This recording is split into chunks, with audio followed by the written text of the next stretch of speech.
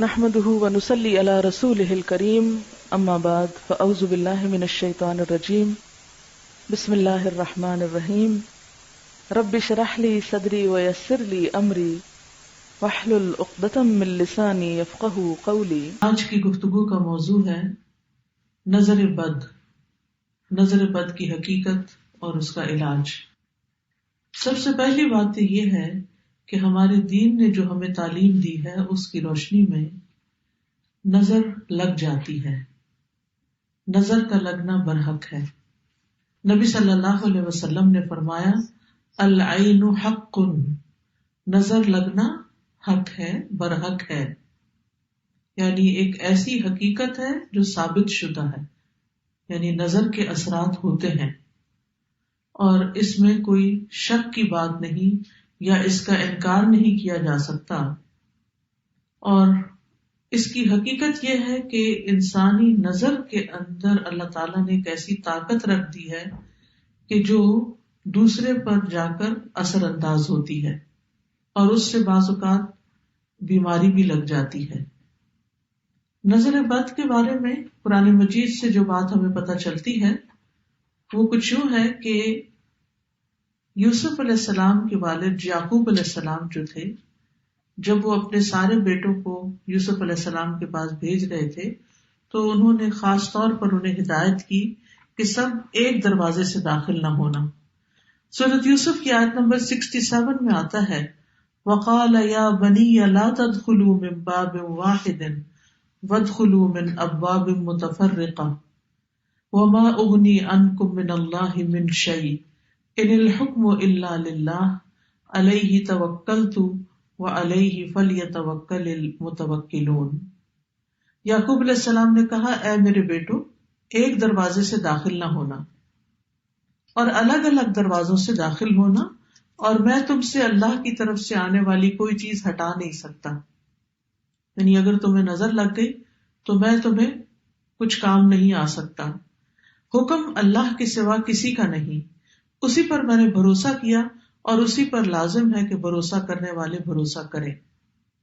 تو چونکہ ان کے یہ 11 بیٹے تھے کہ جو سفر پر روانہ ہو رہے تھے اور سبھی جوان تھے، تو آپ خود سوچیں کہ کسی گھر سے 11 جوان بیٹے نکلے تو لازماً سب کی نگاہوں میں آئیں گے، کسی شہر میں داخل ہوں، شکلیں بھی ملتی جلتی ہوں اور صحت مند بھی ہوں، تو یہ دوسروں کے لیے ایک حیرت کی بات ہوتی ہے، تو جس سے انسان متاثر ہو سکتا ہے۔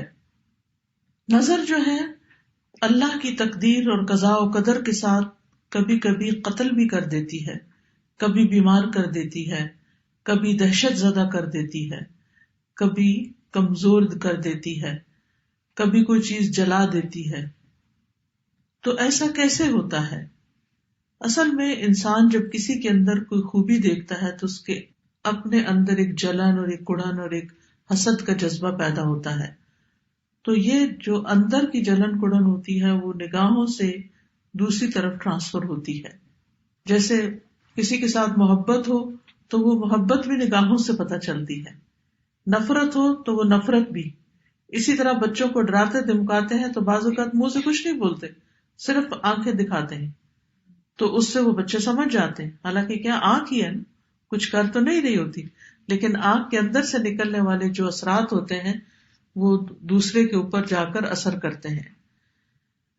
حدیث میں آتا ہے رسول اللہ صلی اللہ علیہ وسلم نے فرمایا اللہ کی قضاء و قدر کے بعد نظر بد ہی میری امت کے اکثر لوگوں کی موت کا سبب بنتی ہے، یعنی نظر لگتی ہے، بیمار ہوتے ہیں، مر جاتے ہیں، جانوروں کی موت کا باعث بھی بنتی ہے۔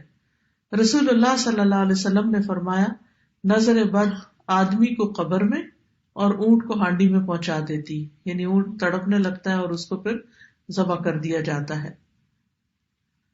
پھر اسی طرح یہ ہے کہ بعض اوقات اگر کسی ماں کو نظر لگی ہوئی ہو جب بچے کے ساتھ پریگننٹ ہو تو وہ نظر اس کے بچے تک بھی منتقل ہو سکتی ہے، کیونکہ نظر کا تعلق جو ہے، یعنی نظر کے جو اثرات ہیں وہ جسم کے اندر تک سرایت کر جاتے ہیں۔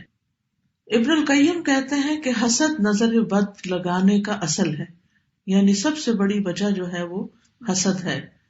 کبھی انسان اپنے آپ کو نظر لگا دیتا ہے، کبھی بغیر ارادے یا طبعی فطرت کی وجہ سے اس کی نظر لگ جاتی. یعنی پہلی چیز تو حسد ہے، لیکن کبھی کبھی حسد کے بغیر بھی لگتی ہے، کبھی اپنے آپ کو بھی لگتی ہے اور کبھی کسی اور کو بھی لگ جاتی ہے. تو چیز کو دیکھنے اور نہ دیکھنے کا فرق ہوتا ہے کہ آپ کس نظر سے کسی چیز کو دیکھ رہے ہیں. کبھی انسان محبت کی نظر سے دیکھتا ہے، کبھی انسان حسد کی نظر سے دیکھتا ہے. نظر بد کی دو بڑی قسمیں بتائی جاتی ہیں، ایک ہے انسانی نظر کا لگنا اور ایک ہے جنوں کی نظر کا لگنا. یعنی بعض اوقات انسان کوئی بھی نہیں ہوتا لیکن پھر بھی انسان جو ہے یعنی بیمار محسوس کرتا ہے، کمزور محسوس کرتا ہے، تو اس کی وجہ جنات بتائے جاتے ہیں. اور پھر وہ نظر جو ہوتی ہے وہ انسان کو بیمار کر دیتی ہے، جس کے پھر کچھ سمٹمز ہوتے ہیں. ام سلمہ رضی اللہ عنہا سے مروی ہے کہ نبی صلی اللہ علیہ وسلم نے ان کے گھر میں ایک لڑکی دیکھی جس کے چہرے پر کالے دھبے پڑ چکے تھے. تو آپ نے فرمایا کہ اس پر دم کرو کیونکہ اسے نظر بد لگ گئی ہے. یعنی اس سے انسان کے خون کے اندر ایسے کیمیکل چینجز واقع ہوتے ہیں کہ اسکن ڈیزیزز بھی ہو سکتی ہیں. اور آپ صلی اللہ علیہ وسلم نے یہاں صفعۃ کا لفظ فرمایا جس کا مطلب ہوتا ہے جن کی نظر. یعنی اس بچی کو کسی انسان کی نظر نہیں لگی تھی بلکہ جن کی نظر لگی تھی. اور جنوں کی نظر جو ہوتی ہے وہ انسانوں کی نظر سے زیادہ سخت ہوتی ہے. ابن باز کہتے ہیں کہ نظر کا لگنا برحق ہے، جیسا کہ رسول اللہ صلی اللہ علیہ وسلم نے فرمایا، اور یہ انسانوں سے بھی لگتی ہے اور جنات سے بھی لگتی ہے. ابو سعید کہتے ہیں کہ رسول اللہ صلی اللہ علیہ وسلم جنوں اور انسانوں کی نظر بد سے پناہ مانگا کرتے تھے، یہاں تک کہ معوذتین نازل ہوئی، قل اعوذ برب الفلق قل اعوذ برب الناس. جب یہ نازل ہوئی تو آپ نے یہ پڑھنی شروع کر دی اور باقی چیزیں چھوڑ دی. تو اس کے لیے بہتر یہی ہے کہ انسان ہر نماز کے بعد معوذتین پڑھے، کیونکہ یہ ایک طرح کا دم ہوتا ہے، یعنی معوذتین کا پڑھنا. تاثیر کے اعتبار سے نظر کی کچھ اقسام ہیں. ایک ہے العین المعجبہ، خوشی یا تعجب والی نظر، حیران ہو کے کسی چیز کو دیکھنا، خوش ہو کے کسی چیز کو دیکھنا. تو یہ بھی دوسرے کو بعض اوقات لگ جاتی ہے اگر انسان ساتھ برکت کی دعا نہ دے. اسی لیے جب آپ کسی دلہن کو دیکھیں تو ماشاء اللہ بارک اللہ فی، اللہ برکتیں دے، دعائیں کریں، عید مبارک. کیوں کہتے ہیں؟ کیونکہ جب دیکھتے ہیں کہ اچھے کپڑوں میں ہے انسان، اچھا حال حلیہ ہے، تو دوسرے کو فوراً مبارک دی جاتی ہے تاکہ وہ انسان کے شر سے محفوظ رہے. پھر اسی طرح اس نظر کے بارے میں آتا ہے کہ قرآن مجید میں سورۃ الکہف میں اس کا ذکر آتا ہے، وَلَوْلَا إِذْ دَخَلْتَ جَنَّتَكَ قُلْتَ مَا شَاءَ اللَّهُ لَا قُوَّةَ إِلَّا بِاللَّهِ إِن تَرَنِي أَنَا أَقَلَّ مِنْكَ مَالًا وَوَلَدًا. اور جب تو اپنے باغ میں داخل ہوا تو تو نے کیوں نہ کہا کہ جو اللہ نے چاہا، ماشاء اللہ لا حول ولا قوت الا باللہ. اگر تو مجھے دیکھتا ہے کہ میں مال اور اولاد میں تجھ سے کم ہوں. تو یہ آگے قصہ چلتا ہے. تو اس شخص کے باغ کو بھی نظر لگی تھی جس کی وجہ سے باغ سارا جل گیا تھا. پھر اسی طرح محبت کرنے والے کی نظر لگنا، کیونکہ جو شخص کسی سے محبت کرتا ہے وہ اس کو بہت گہری نظر سے دیکھتا ہے. ابن حجر رحمت اللہ علیہ کہتے ہیں نظر کبھی خوشی اور تعجب کی صورت میں بھی لگ جاتی ہے، اگرچہ وہ حسد کے بغیر ہی ہو، اور اگرچہ وہ کسی محبت کرنے والے کی طرف سے ہو، اور اگرچہ وہ نیک آدمی کی طرف سے ہی ہو، یعنی نیک آدمی کی بھی لگ جاتی ہے. اور اگر کسی آدمی کو کوئی چیز اچھی لگے تو اس کو فوراً اس چیز کے لیے برکت کی دعا کرنی چاہیے جو اس کو اچھی لگی ہے، تو یہ اس کی طرف سے دم ہی ہو جائے گا. یعنی وہ دم بارک اللہ فیک کہنا جو ہے، اللہ کا نام لینا، ماشاء اللہ کہنا، یہ ایک طرح سے آپ دوسرے پہ دم کر رہے ہوتے ہیں، اور اس طرح دوسرا شخص شر سے محفوظ رہتا ہے. پھر ہے حسد کرنے والی نظر. قرآن مجید میں حسد کے بارے میں بھی آتا ہے، اور یہ نظر خبیث نفس سے نکلتی ہے، اور یہ شخص دوسرے کی نعمت کو ختم کرنا چاہتا ہے. وہ ایسی نگاہ سے، جیسے کہتے ہیں نا کھا جانے والی نگاہ سے دیکھتا ہے چیزوں کو، کہ جس سے اس کا مقصد یہ ہوتا ہے کہ اس شخص کو جو نعمت ملی ہے یہ اس سے دور چلی جائے. پھر اسی طرح بیمار کر دینے والی نظر، یہ وہ نظر ہے جو بیماری کی تاثیر کے ساتھ اثر انداز ہوتی ہے اور اس کے نتیجے میں مختلف طرح کی بیماریاں لگ جاتی ہیں۔ ابو ذر رضی اللہ عنہ کہتے ہیں کہ رسول اللہ صلی اللہ علیہ وسلم نے فرمایا، بے شک نظر بد آدمی کو اللہ کے حکم سے دیوانہ کر دیتی ہے، یعنی اگر اللہ کا اذن ہو جائے، جیسے اور جسمانی بیماریاں ہوتی ہیں تو وہ بعض جو ہے وہ ایک سے دوسرے سے تیسرے میں ٹرانسفر ہوتی رہتی ہیں اللہ کے اذن سے، تو اسی طرح یہ نظر بھی اور اس قسم کی بھی تکلیف دہ چیزیں جو ہیں وہ دوسرے تک پہنچتی ہیں۔ جی، پھر ہے عضو کو بیکار کر دینے والی، معطل کر دینے والی نظر، العین المعطلہ، یعنی دوسرے کا کوئی حصہ جسم کا کام کرنا چھوڑ دیتا ہے، یعنی جب نظر لگتی ہے اور بعض اوقات ہمیشہ کے لیے بیکار ہو جاتا ہے۔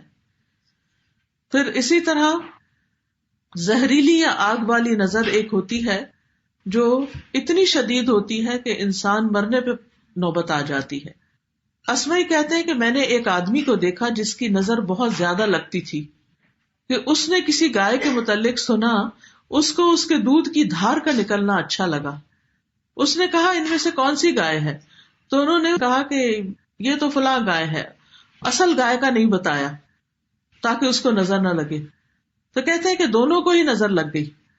تو اسمعی کہتے ہیں جب میں کوئی ایسی چیز دیکھتا ہوں جو مجھے اچھی لگتی ہے تو میں محسوس کرتا ہوں کہ میری آنکھوں سے ایک تپش اور ایک حرارت سے نکلی، یعنی میری آنکھ گرم ہو گئی۔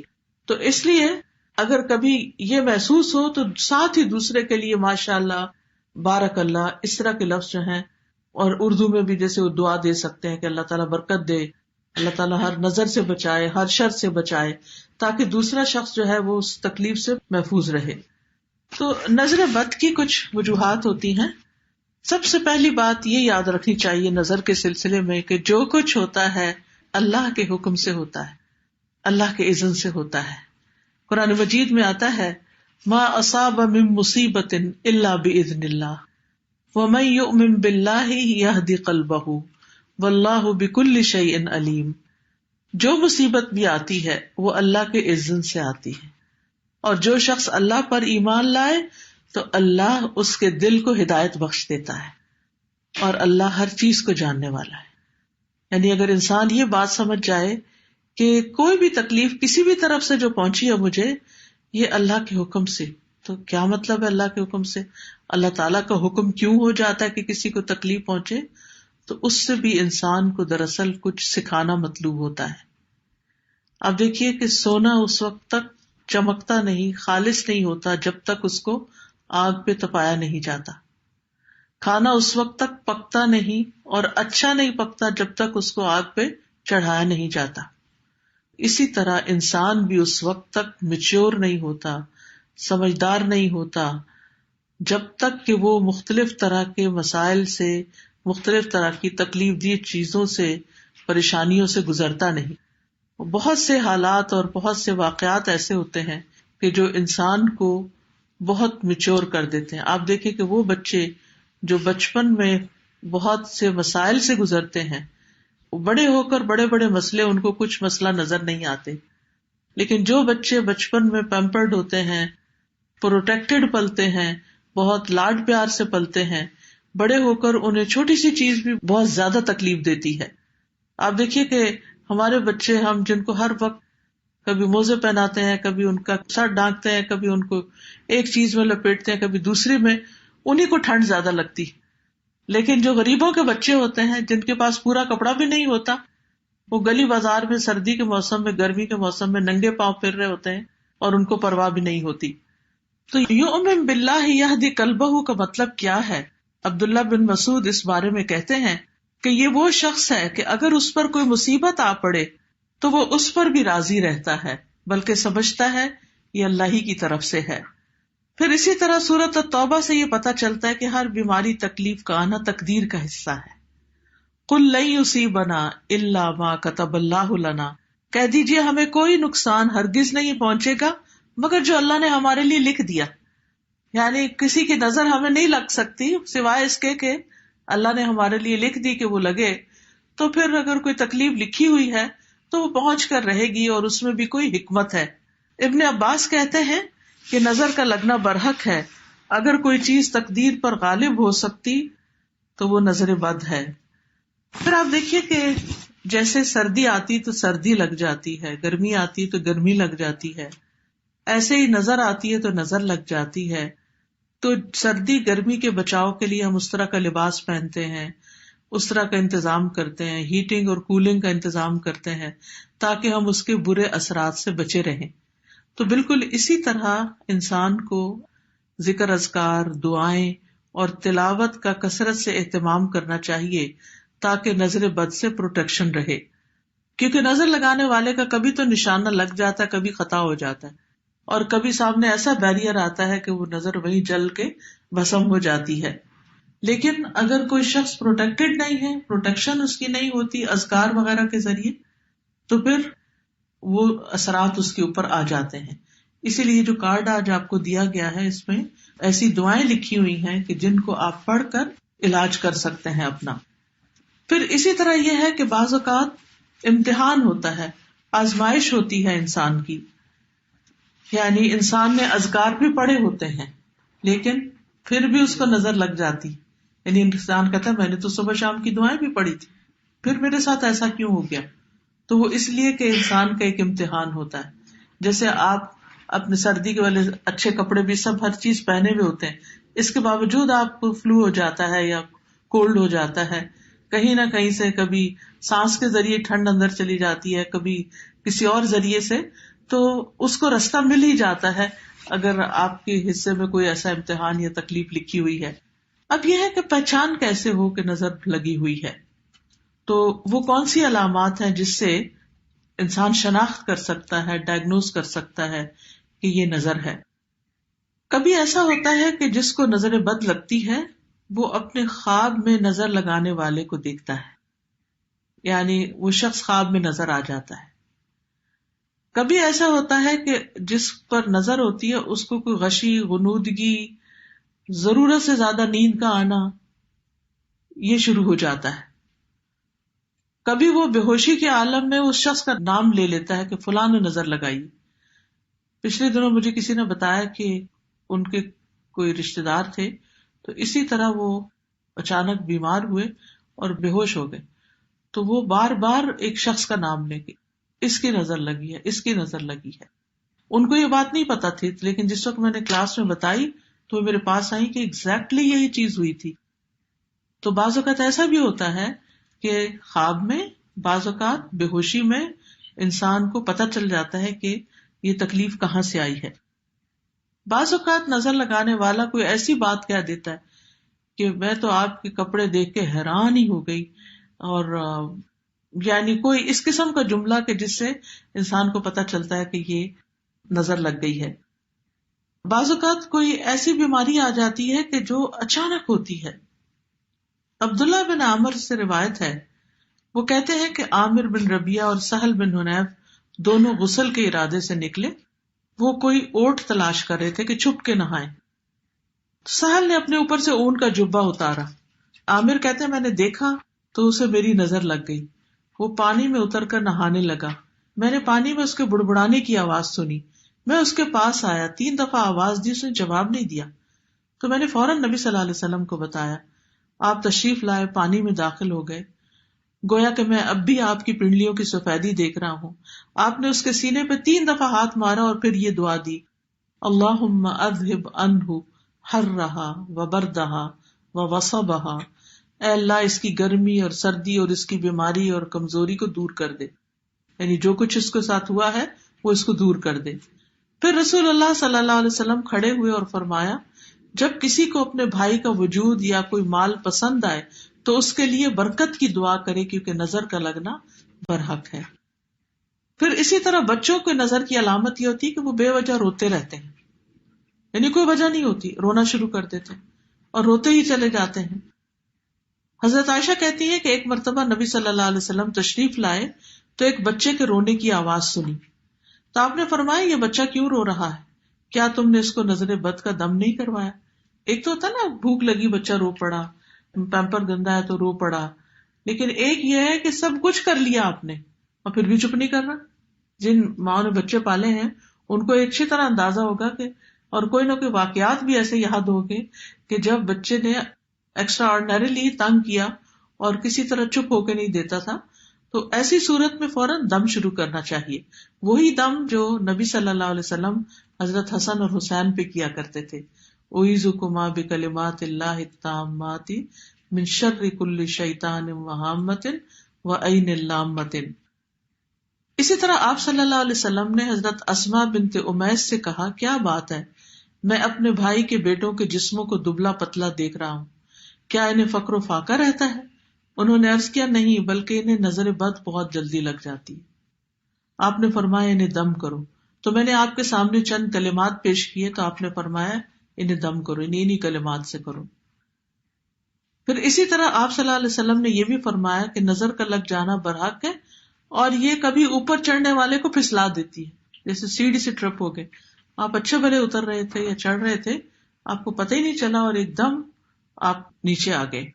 پھر اسی طرح یہ ہے کہ اس سے پروٹیکشن کس طرح کریں، دعائیں اور اذکار تو ہیں، لیکن یہ ہے کہ اپنی نعمتوں کا بہت زیادہ چرچا نہ کریں، یعنی ہر وقت اپنے سکسیس سٹوریز نہ سناتے رہیں، کیونکہ اس سے جن لوگوں کی زندگی میں کوئی کمزوری ہوتی ہے، کوئی کمی بیشی ہوتی ہے، وہ غمگین ہوتے ہیں، دکھی ہوتے ہیں، تو ان کے اندر سے بھی ایسی چیزیں نکلتی ہیں جو دوسرے کو متاثر کرتی ہیں۔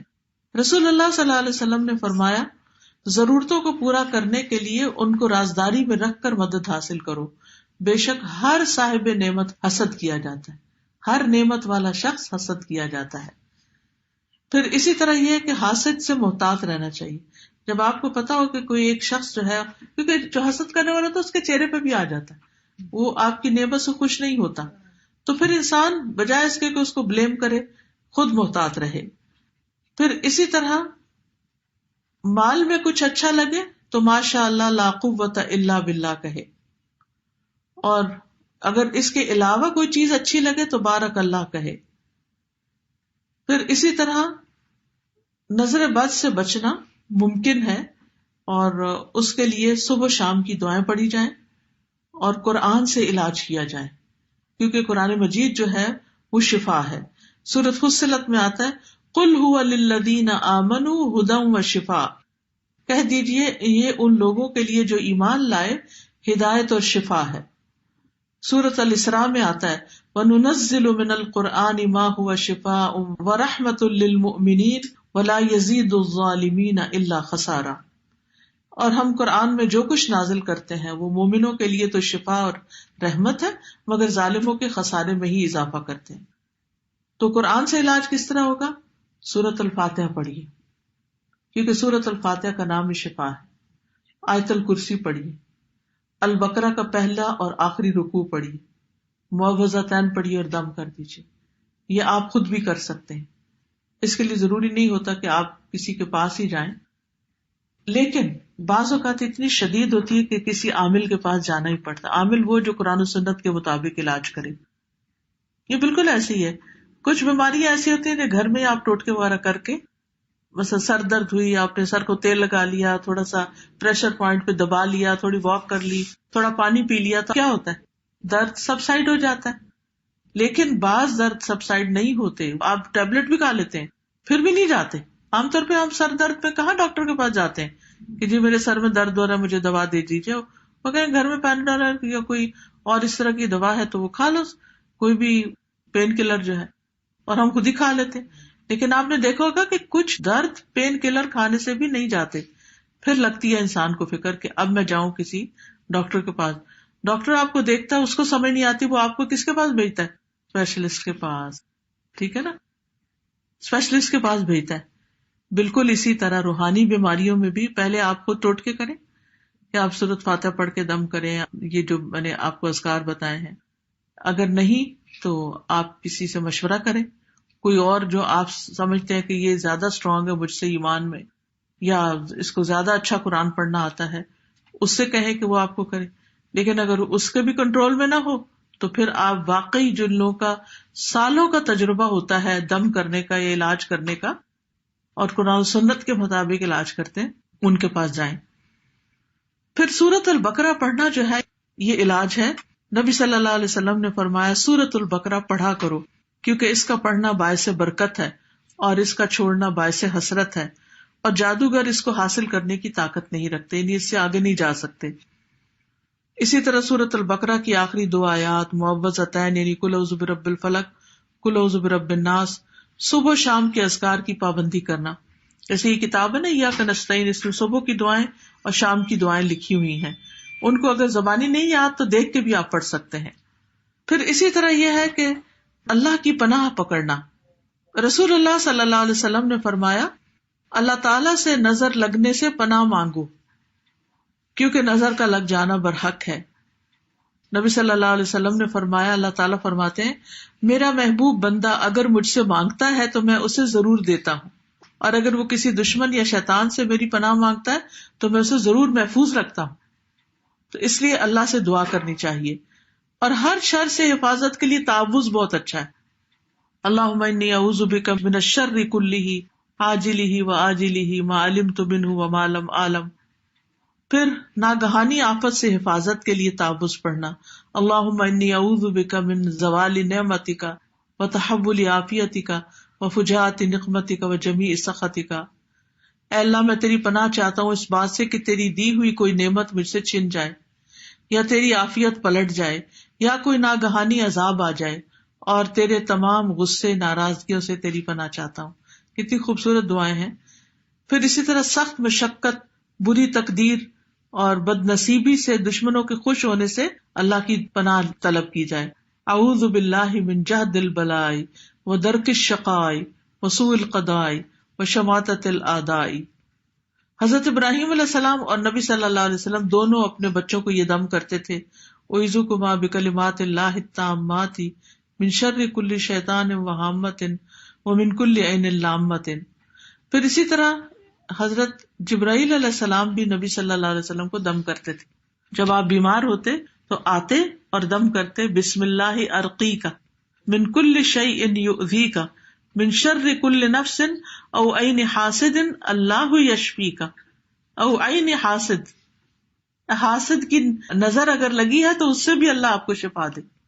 تو اگر جبریل جو مقرب فرشتے ہیں اور نبی صلی اللہ علیہ وسلم جو مقرب رسول ہیں ان پہ وہ دم کر رہے ہیں تو ہمارے لیے کیا حکم ہے؟ یعنی ہمیں بھی ان آیات سے پڑھ کے دم کرنا چاہیے۔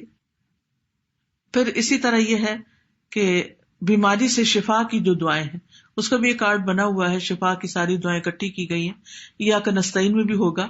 اگر کوئی شخص بیمار پڑ جاتا ہے اور صرف ایک دفعہ دم کرنے سے اس کا علاج نہیں ہوتا تو صبح شام پھر آیات شفا اس پر پڑھے۔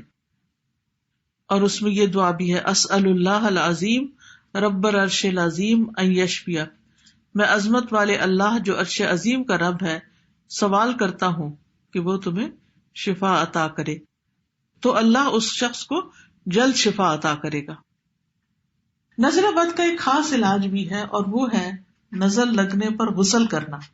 اور غسل کرنے کا مطلب کیا ہے کہ جس کی نظر لگی ہے اس سے غسل کا پانی لے کے اب دوسرے جس کو لگی ہے اس کے جسم پر بہانا۔ اگر پورا غسل نہ ہو تو وضو کا پانی بھی لگایا جا سکتا ہے۔ اس کے 3 طریقے ہیں۔ نظر لگانے والے کا پتہ ہو اور وہ رضامند ہو پانی دینے پہ تو ٹھیک ہے۔ دوسرا یہ کہ غسل یا وضو کے بچے ہوئے پانی سے نظر لگے ہوئے شخص کا غسل کرنا۔ مثلا آپ نے وہ لوٹے سے وضو کیا، کچھ پانی بچ گیا تو اس پانی کو اس شخص پہ ڈالیں جس کو نظر لگی ہے۔ پھر اسی طرح یہ ہے کہ جس کی نظر لگی ہے اس کو، یعنی کہ حضرت عامر نے جب حضرت سہیل کو نظر لگائی تو اس وقت انہوں نے کیا کیا، عامر کو وضو کا حکم دیا۔ انہوں نے اپنا چہرہ، دونوں ہاتھ کونیوں تک اور دونوں گھٹنے اور تہ بند کا اندرونی حصہ دھویا اور حکم دیا کہ ان پر اس پانی کو بہایا جائے۔ تو انہوں نے جب وہ بہایا تو وہ بالکل ٹھیک ہو گئے۔ تو انہوں نے یعنی پیچھے سے بہایا، پیچھے سے پانی کو الٹایا۔ اس جگہ سے شروع کرنا چاہیے۔ آج اگر کسی سے مانگے تو مائنڈ کر جائے کہ آپ مجھ پہ شک کرتے ہیں کہ میں کوئی حاسد ہوں تمہارا۔ اگر نظر لگانے والے کا پتہ ہی نہ ہو کون ہے، جیسے کچھ کلچرز میں، تو جیسے موراکو کے بارے میں شاید مجھے کسی نے بتایا تھا کہ وہاں یہ نارم ہے کہ جب شادی ہوتی ہے سب اچھے اچھے کپڑے پہن کے جاتے ہیں تو اپنے اپنے وضو کا پانی ایک ٹب میں ڈال دیتے ہیں اور کوئی مائنڈ نہیں کرتا، سبھی ڈال دیتے ہیں۔ تاکہ اگر کوئی کسی پہ خوش ہو کے دیکھے اور اس کو لگے تو وہ اس پانی کو استعمال کر سکے، ورنہ کس کو ڈھونڈتے پھریں گے کس کی لگی، سبھی کا ہے اس میں، وہی ٹھیک ہے۔ تو اگر کوئی پتہ ہی نہ چلے تو پھر کیا ہے، یعنی اس صورت میں کوئی بھی شخص وضو کر کے پانی دے دے تو اس سے علاج ہو جاتا ہے۔ اب چونکہ یہ علاج نبی صلی اللہ علیہ وسلم نے بتایا تو اس لیے، اور اس کا تجربہ بھی کیا ہوا ہے، تو اس سے علاج اور اس سے فائدہ ہونا جو ہے وہ مجرب ہے۔ پھر اسی طرح جھوٹے پانی میں بھی شفا ہوتی، یعنی جس کی نظر لگی ہے اگر اس کا پیا ہوا پانی مریض کو پلا دیا جائے، یعنی گلاس میں پانی پی کے رکھا ہے اس نے تو وہ اٹھا کر اس مریض کو پلا دیا جائے تو اس سے بھی فائدہ ہوتا ہے، یا قہوہ یا کوئی بھی اس کی بچی ہوئی چیز جو ہے وہ استعمال کی جا سکتی ہے۔ اسی طرح یہ ہے کہ بعض اوقات جو اس کے کپڑے ہیں، یعنی کپڑا ہے تو اس کو پانی میں ڈال کے اس کا پانی نکال کے بھی لگایا جا سکتا ہے۔ پھر اسی طرح یہ ہے کہ اگر نظر پرانی بھی ہو چکی ہو تو بھی علاج کیا جا سکتا ہے۔ پھر اسی طرح بیری کے پتوں سے علاج، بیری کے 7 پتے لے کے، کم از کم 7، زیادہ بھی ہو تو مٹھی بھر کے بھی ڈال سکتے ہیں، پانی میں ڈال کے 7 مرتبہ سورۃ فاتحہ، 21 مرتبہ آیت الکرسی، 7 مرتبہ معوذات، قل هو اللہ، قل اعوذ برب الفلق، قل اعوذ برب الناس، تو یہ پڑھ کے، اور پھر یہ کچھ آیتیں ہیں، وَدَّ كَثِيرٌ مِّنْ أَهْلِ الْكِتَابِ لَوْ يَرُدُّونَكُم مِّن بَعْدِ إِيمَانِكُمْ كُفَّارًا، سورۃ البقرہ کی آیت نمبر 109 ہے، سورۃ النساء کی آیت نمبر 54 ہے، سورۃ طٰہٰ کی 133 ہے، سورۃ کہف کی 39 ہے، سورۃ ملک کی 1 to 4 ہے، سورۃ قلم کی 51 ہے، اور سورۃ بنی اسرائیل کی 82، سورۃ شعراء کی 80 اور سورۃ فصلت کی 44۔ ان سب میں نظر کا ذکر آتا ہے، یعنی نظر سے متعلق آیات میں کوئی نہ کوئی چیز آتی، تو ان آیتوں کو پڑھ کے لاؤڈلی اس پانی کو انسان تھوڑا سا پی بھی لے، بیری کے پتوں کا پانی، اور اپنے اوپر بھی بہا لے، یہ پرانی نظر کو انشاءاللہ ٹھیک کر دے گا۔ لیکن جن چیزوں سے بچنا ضروری ہے وہ یہ کہ گلے میں کوئی چیز لٹکائی جائے یا بازو پہ باندھی جائے، یا غیر شرعی جھاڑ پھنکار کی جائے، یا کاہنوں اور نجومیوں وغیرہ کے پاس جایا جائے، یا کسی عامل ایسے کے پاس جائے جو عجیب و غریب قسم کی باتیں کرتا ہوں۔ تو بات یہ ہے کہ جب قرآن میں علاج موجود ہے تو پھر کہیں اور جانے کی ضرورت ہی کیا ہے۔ تو اللہ تعالیٰ سے دعا ہے کہ اللہ تعالیٰ ہمیں ہر بری نظر اور ہر شر سے محفوظ رکھے اور ہمیں شفاء کاملہ عطا فرمائے۔ اب اگر کسی کا کوئی سوال ہو تو میں حاضر ہوں، یا کوئی کچھ کہنا چاہے تو کہیں۔ استاذہ جیسے ابھی آپ نے فرمایا کہ کسی کو دیکھتے ہیں تو ہم بہت تعریف کر دیتے ہیں، اور جیسے دوسرے نے آپ کو کی اس نے نہیں کہا ماشاءاللہ تو اس کو یاد دلا دیں۔ جی ہاں، یاد دلا دیں یا خود کہہ دیں، یعنی اگر کوئی ایسے باتیں کر رہا ہے اور ماشاءاللہ کہہ ہی نہیں رہا تو آپ ساتھ کہنا شروع کر دیں، ماشاءاللہ، بارک اللہ فیک، اللہ تعالیٰ نظر بد سے بچائے۔ یعنی اگر کوئی آپ کو دیکھ کے تعریف کیے جا رہا ہے تو، یا آپ کو دیکھا ہی چلے جا رہا ہے تو اس صورت میں اپنے لیے خود بھی پڑھ سکتے ہیں۔ اور کوئی چیز؟ استاذہ جس سے ابھی آپ نے بتایا اسکن کی تکلیف، تو میں کسی کو جانتی ہوں ڈیلس میں، ان صاحبہ کو تو نہیں جانتی ہوں، لیکن انہوں نے بتایا کہ ایک وہاں پہ خاتون ہے جن کو بلیک پیچز ان کے اسکن پہ خود بخود ہونا شروع ہو گئے، اور پورا فیس، وہ آلریڈی ڈارک اسکن کی قدرتی طور پہ تھی تو اور ڈارک ہونا شروع ہو گئے اور پیچز تھے، تو ڈاکٹر کو کچھ سمجھ نہیں آیا، تمام علاج کر کے دیکھ لیا انہوں نے، اور پھر اس کے بعد وہ بیچاری مطلب مجبور ہو گئی، جو حالات تھے ان کے۔ تو جو میری نیس ہے وہ 1 سال کے بعد ان کو ابھی تھوڑے پہلے ملی تو دیکھا بالکل کلیئر اور بالکل صحت مند ہے۔ تو انہوں نے پوچھا کہ آپ نے کیا کس کا علاج کیا، تو انہوں نے کہا میں نے سارے علاج چھوڑ دیے تھے، اور وہ دن ہے اور آج کا دن ہے 1 سال ہونے کو ہے، میرے گھر میں سورہ بقرہ نان اسٹاپ میرے کمپیوٹر پہ چلتی ہے۔ تو سارے شیاطین کا اثر تھا، جیسا شیاطین کا اثر بالکل، جی، تو وہ ٹل گیا اس طرح سے کہ اس قرآن کے پڑھنے کی برکت سے یا سننے کی برکت سے۔ کیونکہ اللہ سبحانہ وتعالیٰ فرماتے ہیں نا کہ وَنُنَزِّلُ مِنَ الْقُرْآنِ مَا هُوَ شِفَاءٌ وَرَحْمَةٌ لِّلْمُؤْمِنِينَ۔ آپ کچھ کہیں؟ سورہ بقرہ اگر ہم خود نہیں پڑھ سکتے، بہت لمبی ہے، جی، جسے کمپیوٹر پہ لگا چھوڑے، ہاں جیسے یہ بتا رہی ہیں کہ انہوں نے کمپیوٹر پہ لگانا شروع کر دیا، نان اسٹاپ چل رہی ہے۔ یا اگر کچھ عورتیں بیٹھ کے پڑھ لیں، ایسا کرنا چاہیے یا نہیں؟ کیونکہ وہ تو پڑھ کے چلے جائیں گے ایک دفعہ، پھر روز تو نہیں کوئی آئے گا۔ ان کا پڑھنا اور یہ کمپیوٹر کا پڑھنا ایک ہی چیز ہے۔ یعنی وہ جی دیکھ تو وہ رہے گا نا جتنا آپ پڑھیں گی یا میں پڑھوں گی، لیکن وہ ان کا کہنا یہ تھا جو کیا انہوں نے، وہ میں بتا رہی ہوں کہ وہ نان اسٹاپ 1 سال سے چل رہی ہے ان کے گھر میں. انہوں نے ایک بیچ کے حصے میں لگا رکھا ہے، کوئی پرانے فون پہ یا پرانے کمپیوٹر پہ، اور سورہ بقرہ یا قرآن جسے کہنا چاہیے ریپیٹڈ موڈ پہ لگا دیں، وہ چلتی رہے اس سے. بات چیت بیچ میں ہو رہی ہے یا ہم نہیں، مطلب اپنے بیڈ روم میں لگا دیں نا، آپ نیچے ہیں لاؤنج وغیرہ میں ہیں، بیڈ روم میں لگی رہے. تو جن کو لگی ہے ان کا سننا ضروری ہے. وہ شروع میں سن لے، لیکن یہ ہے کہ گھر کے اندر اگر ایک دفعہ وہ اس کی وائبز آ رہی ہیں تو انشاءاللہ اس سے بھی فرق پڑے گا. وہ تو رات کو جب آپ سوئیں گے تو ہلکی آواز میں کان کے پاس لگا چھوڑیں، بیڈ سائڈ ٹیبل پہ لگا کے چھوڑ دیں. بعض ہوتے ہیں کہ ان کا یقین نہیں ہوتا کہ نہیں ہمیں نظر نہیں لگی، ہمیں لگ رہا ہے ان کو نظر لگی ہے، ہم انہیں سنانا چاہ رہے ہیں لیکن وہ نہیں سننا چاہ رہے. پھر گھر میں لگا چھوڑیں تاکہ اس کے اثرات جو ہیں، کیونکہ یہ ہر چیز سنتی ہے نا. جیسے استاد آپ نے بتایا تھا سردیوں میں آم دینے لگا درخت. جی استاد کی ایک تھی آرڈر. جی ہاں، قرآن کی برکت سے لاہور میں کسی کے گھر میں گئی تھی تو بہت بڑا آم کا درخت تھا اور نومبر کا مہینہ تھا اور اس میں آم لگے ہوئے تھے. تو کہنے لگی کہ میں ہر روز یہاں بیٹھ کے تلاوت کرتی ہوں اور میرا یہ آم کا درخت سال میں 2 دفعہ پھل دیتا ہے. حضرت انس کی بھی جو نبی صلی اللہ علیہ وسلم نے برکت کی دعا دی تھی تو ان کا باغ بھی سال میں 2 دفعہ پھل دیتا تھا. تو قرآن میں برکت تو ہے نا.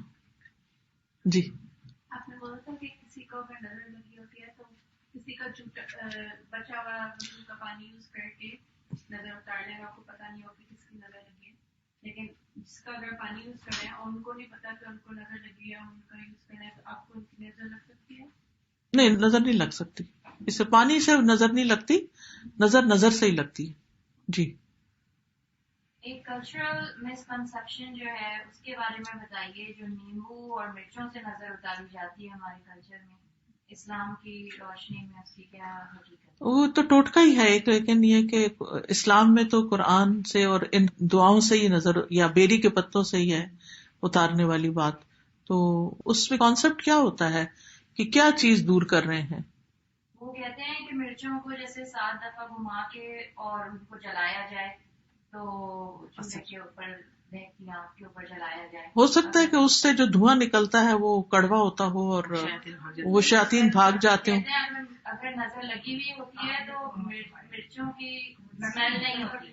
اچھا. اور اگر ہوتی ہے تو آپ کو پتا ہی ہے مرچیں اگر رکھی جائیں تو پورے گھر میں جو ہے اسمیل لگ جاتی ہے.